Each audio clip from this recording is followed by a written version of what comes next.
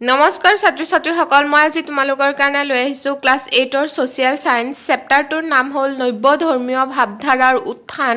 এইটো চেপ্টাৰ 9 হয় এই চেপ্টাৰটোৰ পৰা মই তোমালোকৰ কাৰণে গোটেইখিনি অনুশীলনীৰ প্ৰশ্ন উত্তৰ আনিছোঁ আৰু লগতে এটা পাঠভিত্তিক প্ৰশ্ন আছিলে যোনটো নেকি বহুত বেছি ইম্পৰ্টেণ্ট আছিলে তোমালোকৰ এইটো চেপ্টাৰত মাত্ৰ এটা পাঠভিত্তিক প্ৰশ্ন দিয়া হৈছে সো সেইটো মই লৈ আহিছোঁ আৰু অনুশীলনীৰ প্ৰশ্ন উত্তৰখিনি লৈ আহিছোঁ সো চোৱা তোমালোকে যে ভক্তিবাদ বুলিলে কি বুজা আভিধানিক অৰ্থত ভক্তি বুলিলে ঈশ্বৰৰ প্ৰতি গভীৰ আনুগত্য আৰু শ্ৰদ্ধাক বুজায় ঈশ্বৰৰ লগত মানৱ আত্মাৰ মিলন ঈশ্বৰৰ প্ৰতি অগাধ প্ৰেম তথা ভক্তিৰ ওপৰত গুৰুত্ব দি যি মতবাদৰ সৃষ্টি হৈছিল সেয়াই ভক্তিবাদ পিছত হ'ব যে ভক্তি আন্দোলন গঢ়ি উঠা দুটা কাৰণ লিখিব দিছে যে ভক্তি আন্দোলন গঢ়ি উঠা দুটা কাৰণ হ'ল হিন্দু ধৰ্মৰ কঠোৰ নীতি নিয়ম জাতিভেদ প্ৰথা আৰু উচ্চ নিচৰ প্ৰভেদে নিম্ন শ্ৰেণীৰ মানুহক অতিষ্ঠ কৰি তুলিছিল যাৰ বাবে ভক্তি আন্দোলন গঢ়ি উঠিছিল আৰু আড়ম্বৰপূৰ্ণ যাগযজ্ঞ আৰু ব্যয়বহুল অনুষ্ঠানৰ সলনি সহজ সৰল ভক্তি মাৰ্গৰে ঈশ্বৰক লাভ কৰাৰ আকাংক্ষা গঢ়ি উঠিছিল মানুহৰ মনত দিব্য প্ৰবন্ধম কি দক্ষিণ ভাৰতৰ আলভাৰসকলৰ মানে আলভাৰসকলৰ সংকলিত সাহিত্য সম্ভাৰক দিব্য প্ৰবন্ধম বুলি কোৱা হয় তো আলভাৰসকল আৰু আলভাৰসকল একেই দেই উত্তৰ ভাৰতত ভক্তি আন্দোলনৰ গুৰি ধৰোতা চাৰিগৰাকী ব্যক্তিৰ নাম লিখিব দিছে ৰামানন্দ কবিৰ খুৰদাস আৰু তুলসী দাস শংকৰদেৱৰ মতে মানুহে কেনেকৈ মুক্তি লাভ কৰিব পাৰে শংকৰদেৱৰ মতে ঈশ্বৰৰ ওচৰত একান্ত বিশ্বাস আৰু নাম ভক্তিৰ দ্বাৰাই মানুহে মুক্তি লাভ কৰিব পাৰে পিছত হ'ব যে উপযুক্ত শব্দৰে তলৰ খালী ঠাই পূৰ কৰিব দিছে শংকৰাচাৰ্য আছিল অদ্বৈতবাদত বিশ্বাসী এইটো খ্ৰীষ্টীয় নৱম শতিকাৰ পৰা এইটো হ'ব ৰামানন্দৰ মূল উপাস্য দেৱতা আছিল বিষ্ণুৰ অৱতাৰ ৰাম ঠিক আছে পিছত হ'ব তুলসী দাসক বাল্মীকিৰ অৱতাৰ বুলি গণ্য কৰা হয় পিছত হ'ব গীত গোবিন্দ গীতো হৈ গ'ল এইটো গীত হ'ব গীত গোবিন্দত শ্ৰীকৃষ্ণৰ লীলাৰ প্ৰশংসা আৰু গৰিমা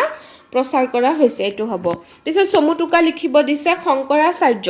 খ্ৰীষ্টীয় অষ্টম শতিকা দক্ষিণ কেৰালাত শংকৰাচাৰ্যৰ নেতৃত্বত অদ্বৈতবাদৰ উত্থান ঘটে তেওঁৰ মতে আত্মা আৰু পৰমাত্মাৰ মাজত কোনো পাৰ্থক্য নাই আৰু সৎ জ্ঞান তথা সুকৰ্মৰ দ্বাৰা মানুহে মুক্তি লাভ কৰিব পাৰে জ্ঞানদেৱ 13 শতিকাত মহাৰাষ্ট্ৰত জ্ঞানদেৱৰ নেতৃত্বত ভক্তি আন্দোলন গঢ়ি উঠে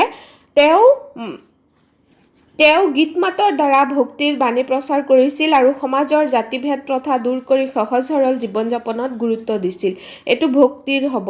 ইয়াত পিছত হ'ব যে ৰামানন্দ উত্তৰ ভাৰতত বিশেষকৈ হিন্দী ভাষী অঞ্চলত ভক্তি আন্দোলনৰ অন্যতম প্ৰচাৰক আছিল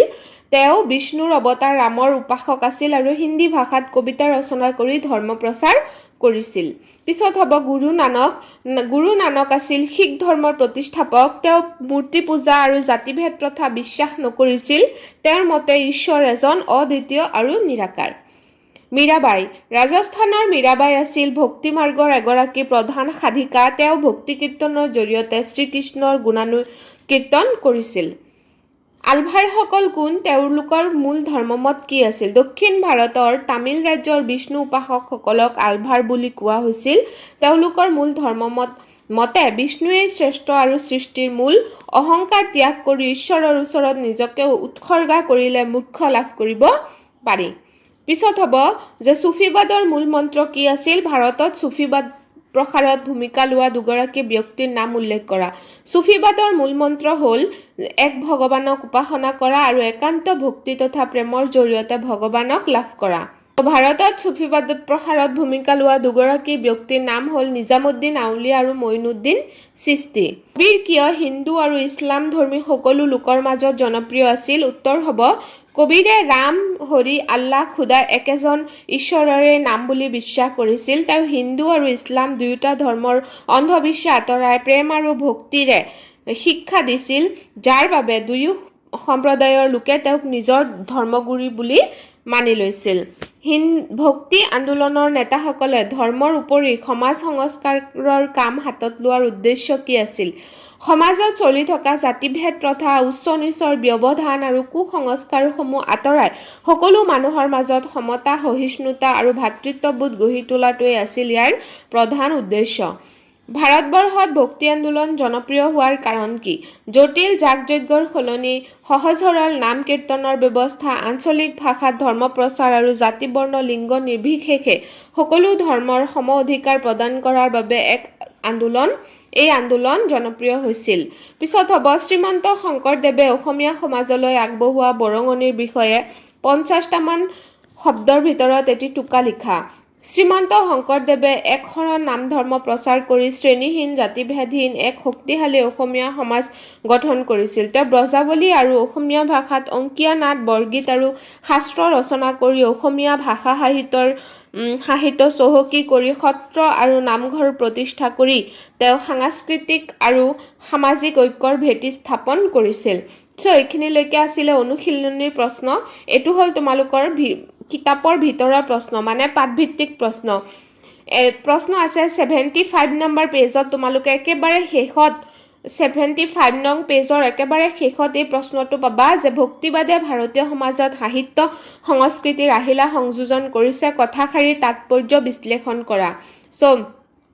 আহিব পাৰে পৰীক্ষাত যে ভক্তিবাদ আন্দোলনে কেৱল ধৰ্মীয় দিশতে নহয়, ভাৰতীয় সাহিত্য আৰু সংস্কৃতিৰ ক্ষেত্ৰতো এক মহৎ বিপ্লৱৰ সূচনা কৰিছিল। ভক্তি সাধকসকলে সংস্কৃত ভাষাতকৈ সাধাৰণ মানুহে বুজি পোৱা আঞ্চলিক ভাষা যেনে অসমীয়া, হিন্দী, বাংলা, তামিল, মাৰাঠী আদিত গীত, কবিতা আৰু শাস্ত্ৰ ৰচনা কৰিছিল। ইয়াৰ ফলত এই ভাষাসমূহৰ সাহিত্য চহকী হৈ পৰিছিল। ভক্তি প্ৰচাৰৰ বাবে বৰগীত, ভজন কীৰ্তন আৰু অংকীয়া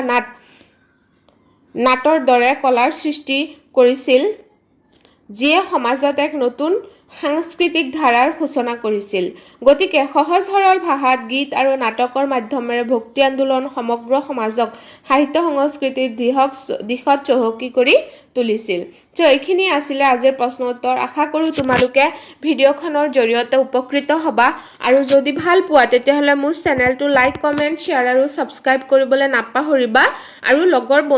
বন্ধু বান্ধৱীসকলকো শ্বেয়াৰ কৰি দিবা, যাতে তেওঁলোকে এই ভিডিঅ'খনৰ জৰিয়তে এই প্ৰশ্ন উত্তৰখিনি লিখি ল'ব পাৰে। তোমালোকলৈ বহুত বহুত বহুত ধন্যবাদ থাকিল।